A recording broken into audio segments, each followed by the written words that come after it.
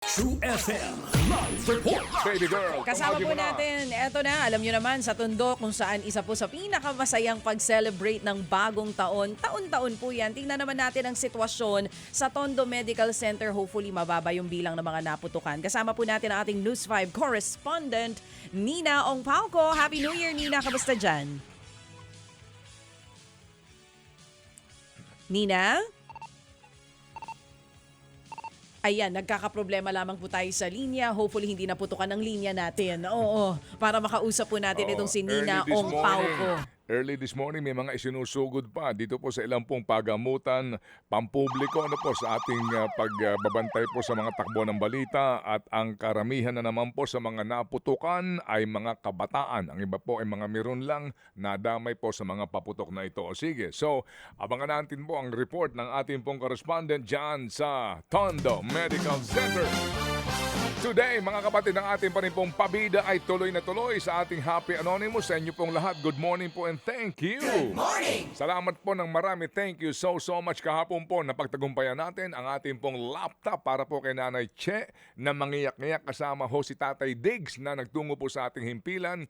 Hopefully po, nagagamit na ng kanyang anak. Ang kanila pong uniko iho ang laptop na pinagkaloob po ni Ginoong Happy Anonymous. Sir, mabuhay ka and God embrace you.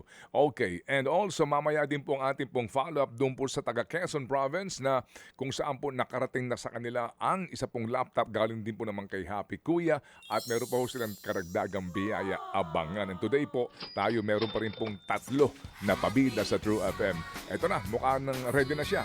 Tawagin mo ulit, second, one more time, baby girl. Eto na, live nga po dyan sa Tondo Medical Center ang ating kasamahan na si Nina Ongpauco. Good morning, Nina. Happy New Year. Live Report. Magandang umaga, DJ Chacha Manigtel. Happy New Year! Mas malala at mas marami raw ang naitalang nasa bugan ngayon ang paputok dito sa Tondo Medical Center kumpara noong 2024. Partikular daw ito ang mga passive accident o nadami lang sa putukan. Gaya ng isang lalaking na biktima ng paputok matapos mapadaan lang at sempong sumabog ito sa kanyang paa.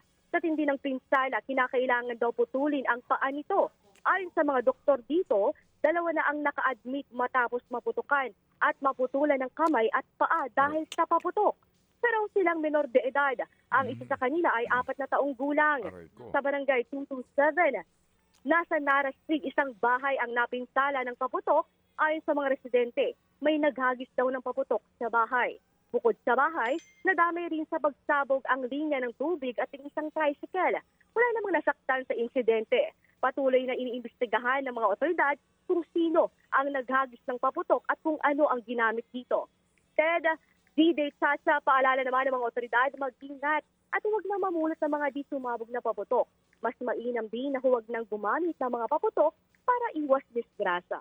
Manu Ted, DJ Chacha. Sige. So, Nina, ang binabanggit mo na dalawa naka-confine ngayon, maliban sa kanila, meron pa ba kamo?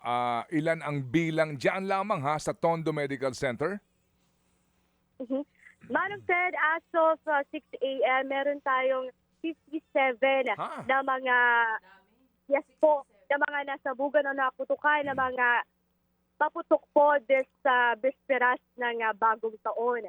67. Tondo Medical Sige. Center. So, Yes po. maliban dyan, meron ako napanood kanina sa Orthopedic Center, may mga isinusugod rin sa report ni Ma'am Ruth Cabal earlier today. At ikaw ba'y dadako pa doon sa PGH at ilang pang sa Jose Reyes, no?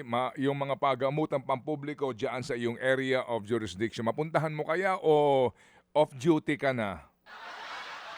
Actually po, yes po. Feeling ko po, i-assign pa rin po ako hanggang mamaya. Tignan po natin. Sabayanan po natin ang mga latest updates po dito sa lungsod ng Maynila. Ayun. Sabayanan po natin yan dito. Manong Sige. Ted, DJ Chacha. So Nina pala, ikaw pala ang reporter na On nasa duty. field habang sa kasagsagan ng putukan. Ilang oras ka na naka-duty, anak? Ano po? Yes po, graveyard reporter po ako. Naka-duty po ako ng 8 p.m. pa po till morning. Kaya gising-gising po tayo hanggang ngayong umaga, Manong Ted. Nina, pero- maraming salamat sa serbisyo mo, Oo, pero alam mo, ha? Nina, diyan nagsisimula ang tagumpay, ha? Amen, Sa amen. sakripisyo. At yan ay bahagi din ng iyong training. At ako ay natutuwa din na hanggang ngayon meron ka pa rin energy. I-reserve mo yan kasi hanggang mamayang frontline ka pa. Aray ko po. Oo. Tapos, Nina, kung hindi naman labis-labis, kung lilipat ka ng ospital, balitaan mo kami ni Manong Ted, ha? Oo. Gusto naming marinig pa rin Yes ang po. tinig mo dito. Sige. Oh, huwag ka nang Oo. dumaan ng Pabelia. Maraming Alam na salamat namin. po. Yung mga bagong panganak doon. Huwag ka nang dumaan ng Pabelia, ha? Yun na nga. Doon ka na lang sa Jose Reyes at saka dyan sa orthopedic at sa PGH. Okay? Oo. Happy New Year po ulit, Manang Ted, DJ Yan. Chacha. Salamat na Maraming marami sa salamat. iyo. Thank you, anak. Mga kapatid, brothers and sisters, saan ka pa? Dito na tayo sa totoo. Dito na tayo sa True FM. Mga kapatid, mag-subscribe and follow po kayo sa social media accounts ng True Network PH. Yan po kami. Hanapin nyo lang True Network PH, Facebook, Instagram, YouTube, TikTok, and podcast. Mapa Apple or Spotify man yan, mahahanap nyo kami. Lahat ng mga napapanood at napapakinggan nyo po sa programa, nasa social media accounts namin yan. So, paano mga kapatid? See you sa social media! Ito tayo.